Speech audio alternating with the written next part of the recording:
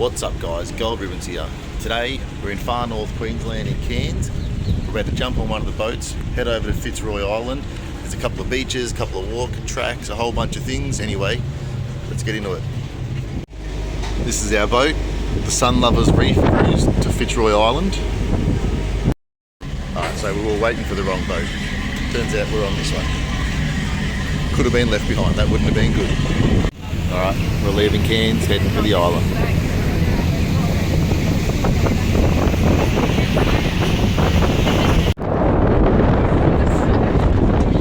Just arrived at Fitzroy Island.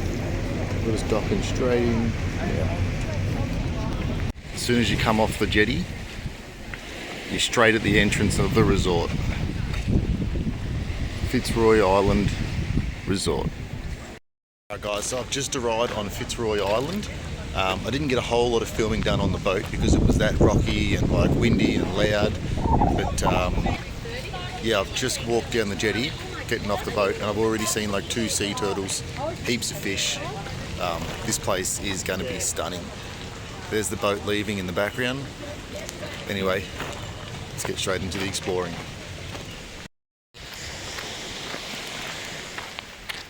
Alright, if you choose to do the not so glamorous version, you can just throw a tent up in the camping area.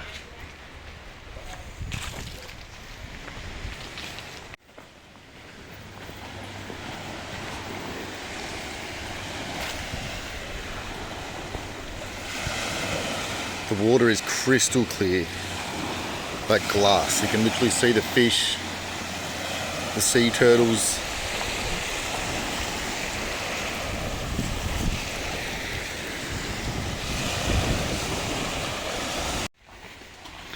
There's a Cairns Turtle Rehabilitation Centre, which is closed at the moment, but you can book a tour. Alright, we're going on the Rainforest Conservation Walk. It's pretty steep. Like, I don't know if the camera shows it, but it's pretty steep uphill. I think there's a lighthouse, a bunch of rainforest, and some other stuff to see. But it's going to be a hard walk.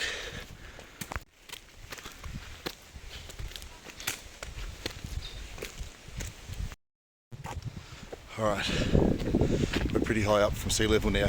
Looks like we're approaching a lookout point.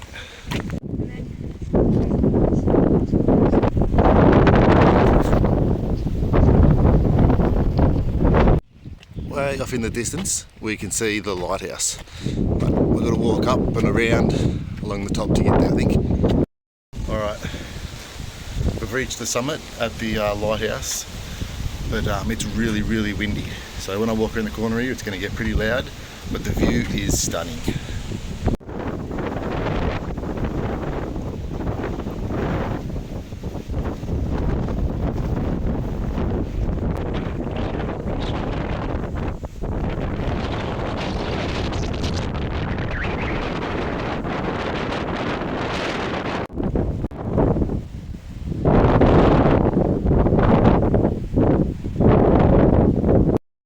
So we've left the lighthouse behind. Now we're going to head to the very summit of the island, the highest point of the mountain.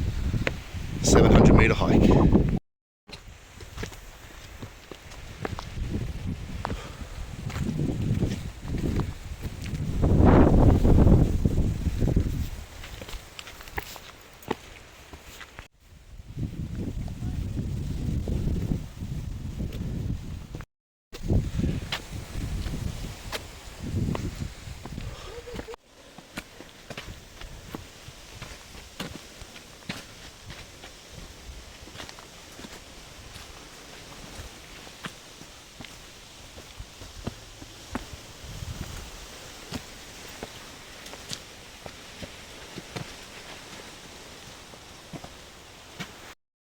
Oh, still got a fair way to go.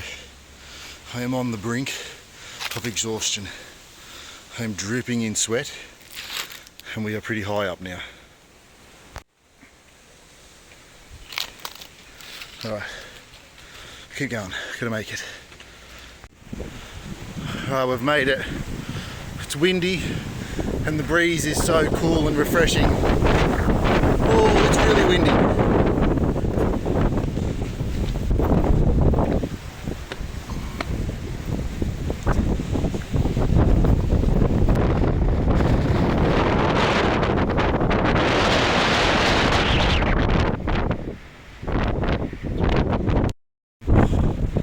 Alright, I'm exhausted. Alright, so we've left the summit, heading back down to the beaches area. I was recording up there, but it was really windy, so I don't know how the sound's going to be. Anyway, got about another half an hour's hike to get back down. All up, this is like I think it's just over a 4-kilometre loop we're doing. Yeah, so the legs are killing. Anyway, gotta keep going.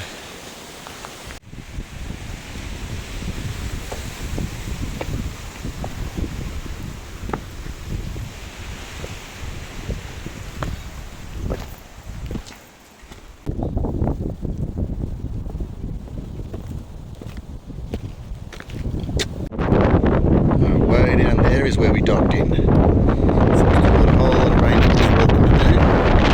Make it back to the beach. Getting there. Almost at the bottom. Trying to make it back in time so we can catch the glass bottom boat and go and see the coral reef. Well, I can start to hear the boat engines and all that, so I think we're getting somewhat close back to the pier.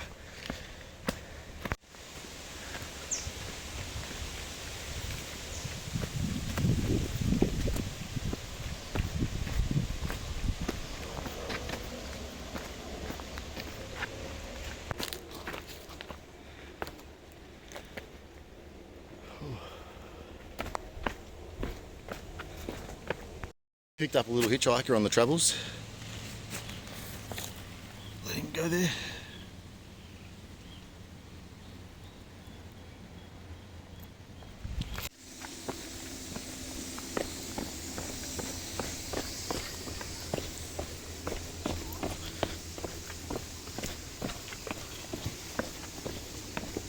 Oh, this is so beautiful. Alright, we made it down there. Made it down from the summit. We've got about 10 minutes to make it to the dock. Otherwise we're going to miss another boat. We haven't been very good with the boat schedules today. First we nearly caught the wrong ferry, and now we're only just going to make it in time for the glass bottomed boat. Alright, made it back with good time. Got about 10 minutes to spare. Sit down on the beach here, have some lunch, and just catch me breath.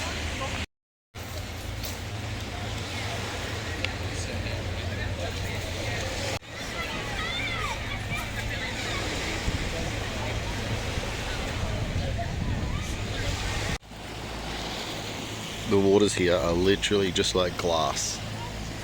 You can see straight to the bottom.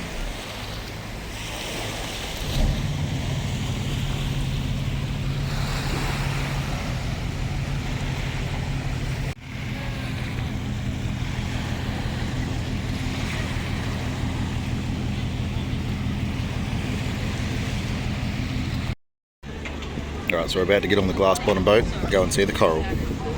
This is going to be good.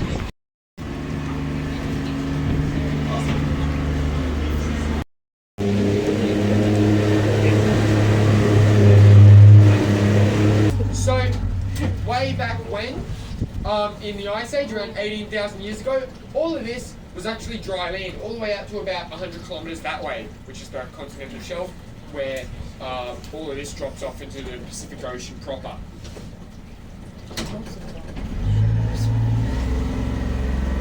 Now, at the end of the last Ice Age there, all of this was swallowed back up by the water that was released when those ice caps melted. Now, here on the Great Barrier Reef, we do have over 700 different types of corals. However, we do split them up into two main sub-varieties to make it a little bit easier for ourselves. So, these ones here, we split them up into hard coral and soft coral. So hard coral is sort of anything down there that sort of looks like a rocky substrate on the bottom. Anything that looks, well, hard. Now, that hard coral down there, it creates an outer limestone skeleton for itself.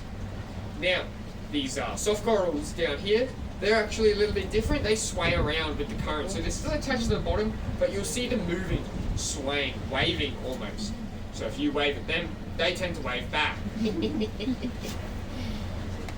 Now, with these soft corals down here, they pump themselves full of water. That's how they live their life. Now these little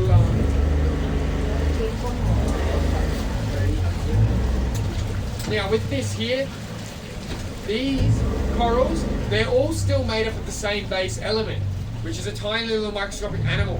Now this animal is called a coral polyp. This coral polyp down here is basically a tiny little upside down jellyfish. So this one down here, he does create all this structure down here. Now this expels a lot of his energy.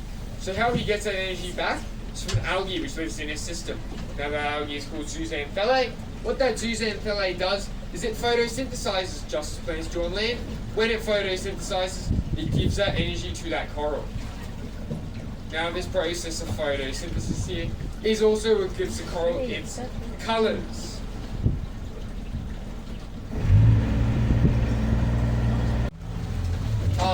Browns, beiges, greens, anything you find photosynthesizing back on land, it's going to be a similar color down here. You might also find a few of your blues or mauves. However, what you won't find down here are your warmer tones like red, orange, yellow, all of those sorts of colors. So the reason for this is because as light travels through water, it slowly gets filtered out. As that light gets filtered out, we just slowly lose vision of colors as soon under the water as about 1 meter. So red's the first colour that goes, and blue is the last. Hence why we say that blue is the colour of the ocean. Now another factor that can cause some harm to the reef here is cyclones. So tropical cyclones around here, they can be very big storms. Now with these ones here, they're sort of similar to hurricanes if you're more familiar with the US term. So these ones here can cause quite significant damage to a reef by basically creating quite large and strong waves, breaking off chunks of that coral. So around 14 years ago now, we had a cyclone come through this area called Cyclone Yasi. So that was a Category 5 storm, the biggest you can get. And it tore up a lot of this area here. Before then, we had about 90% coral coverage. After that storm, we had about 16%. So it did take away a lot of our corals. However, because of our quite strong ocean currents in this area, we did see total reef recovery in about 7 years, when it normally takes a reef about 15 years to recover from a disturbance of that size. Alright, that was awesome.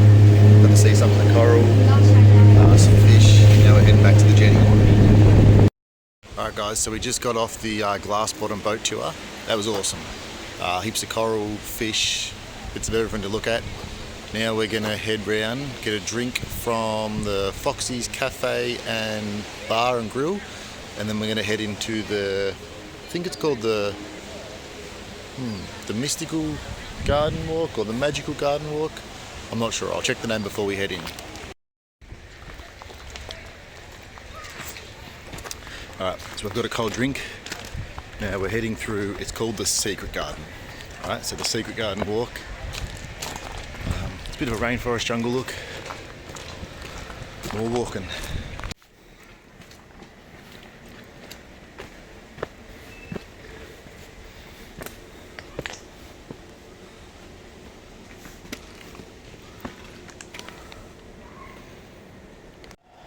Holy fuck. Alright guys, I almost just stood on a bloody snake. Look at that. That would have been a... It's still there? That would have been a day ender. Ooh. Cool, no, just leave it. Alright, we're off again. I don't feel too safe now after coming across a snake. It's not my favourite animal to find.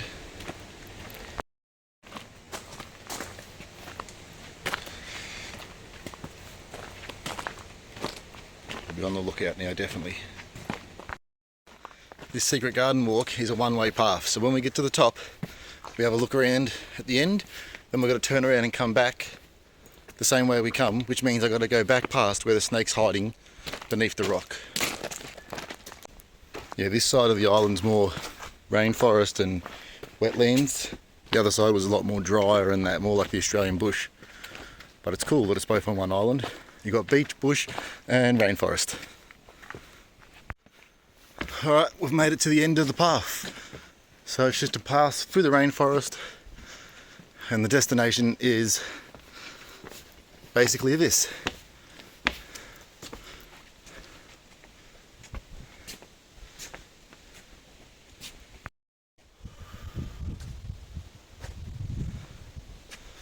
It's a nice spot. Sit down and relax. Alright, and we'll turn around, head back the same way we came, back past the fucking snake on the rock, and our next stop is Nudie Beach.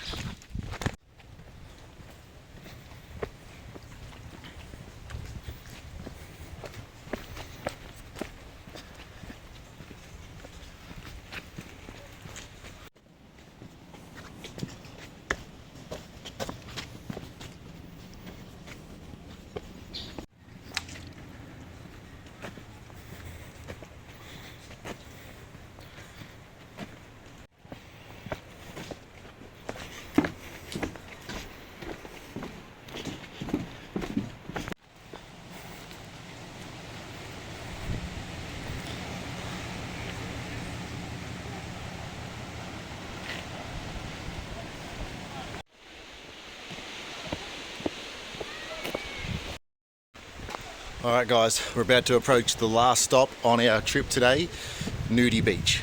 But if you were waiting around for a bit of nudity, you waited for the wrong video, because it's Nudie Beach is the name of the beach.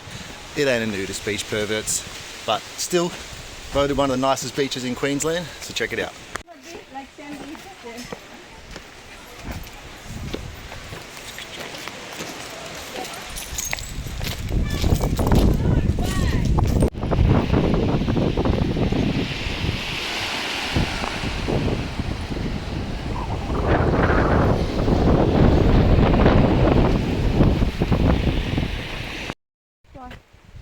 Alright guys, that's it for today's video.